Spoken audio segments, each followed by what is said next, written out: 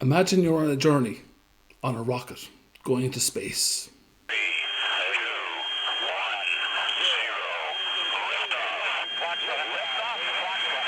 This is the Saturn V moon rocket.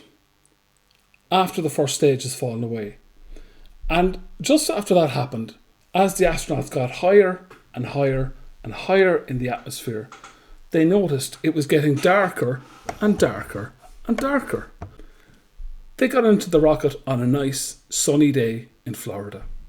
They climb into the rocket, they fly up, they're getting closer towards the sun, but it's getting darker. How does that make any sense? Well, the answer is you can only see light that you're looking at directly or light that's been reflected or refracted off something. If you're looking at it from the side and it's not bouncing off anything or being refracted or bent through something else, you can't see the light. I'll prove this to you with a little experiment. I'm out in the back garden, it's night time, it's completely dark. I have a GoPro camera strapped on top of a torch. Like this. The torch is actually on, but you can't see any light until I bring a burning piece of paper close to the beam of light.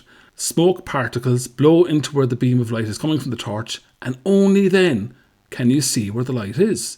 You can only see light if you're looking directly at it or if it's being reflected off something. You can't see it from behind or from the side. Here's what it looks like from the side, and I've adjusted the image a little bit so it looks a bit brighter. You can see my hand holding the torch and my hand waving around the piece of paper. And whenever the smoke hits the beam, you can see the light. No smoke, no light. Here's another kind of light, a laser. This is quite hard to see, but there's a laser beam shining, and when I spray water into where the laser beam is, you can just about make out where the laser beam hits the droplets and reflects the light back. The sun is shining down on planet Earth. And if you're up on the International Space Station or you're in a Saturn V rocket on the way to the moon, you can look at the sun and it looks like a bright white star.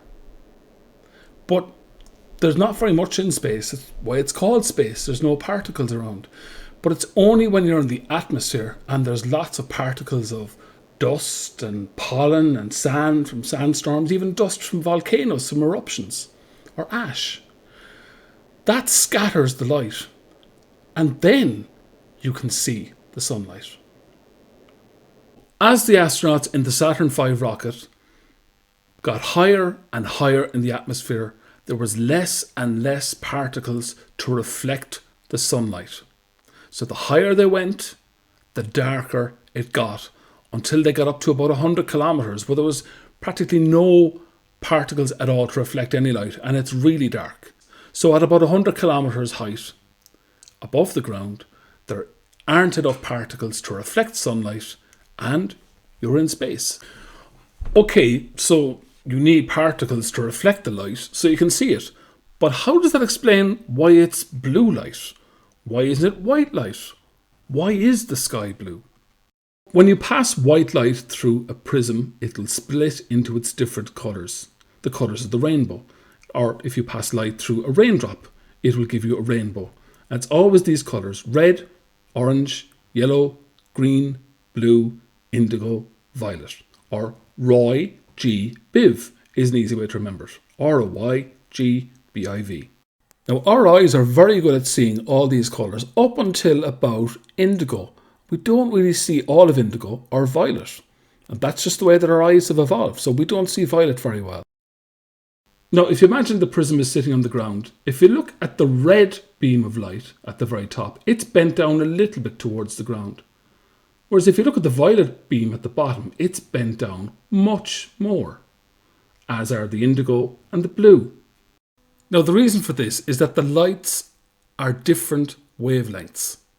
So red light has a long wavelength and violet light or blue light has a short wavelength. Now what's wavelength? Well, it's a bit like notes on a guitar. The wavelength is just like the length of the string on the guitar. When I move my finger around on the guitar, I'm just making the string shorter to make it play a different note. So I'm playing the top string. That's red. That's a long wavelength.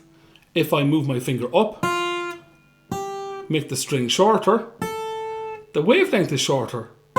The note gets higher and higher and higher until the highest note I can play is up here. When the string is at its shortest, when the wavelength is at its shortest. So this is red and this is blue. Red, which has a long wavelength, is only bent down a little bit, but blue, indigo and violet, which have short wavelengths, are bent down a lot. So red light likes to go on in a fairly straight line. It doesn't like to be scattered around, whereas blue light and violet light bends down quite a lot and likes to be scattered around. It scatters very, very easily. You need particles to reflect the light. The smaller the particle, the shorter the wavelength. The smaller the particle, the more blue light you're going to see. Only small, really light particles float and stay up in the atmosphere. And those particles are only good at reflecting short wavelength blue light. So when you look up into the sky, you're seeing that blue light being bounced off all those particles. Now in this drawing, it's 12 noon and you're staring straight up at the sun in the middle of the day and a lovely blue sky. As the sun's white light hits particles in the upper atmosphere and the blue light is scattered by the fine particles, giving lovely scattered blue light all over the sky. And the sun looks bright white or even a tiny bit yellow. But at the end of the day, when the sun is going down and about to go below the horizon, the sun looks really red and the sky looks really red. Why does that happen? So we'll draw the sun again, this time we give him a nice smiley face, and we'll look at a beam of light that's travelling towards somebody looking at a sunset, not somebody looking straight up at the sun in the middle of the day. This time the beam of light is passing through lots of atmosphere because it's at a shallower angle, which means it's going to hit lots and lots more fine particles in the upper atmosphere, which means lots more of the blue light is going to get scattered. And very, very little blue light reaches the person standing looking at the sunset. Only the red light gets to them. So the sun looks red, the sky looks red, everything looks red. But the sky still looks blue to the person on the other side of the earth looking up at the midday sun. So hopefully that was interesting. And the next time you see a blue sky, I hope you enjoy it all the more because you understand what's going on.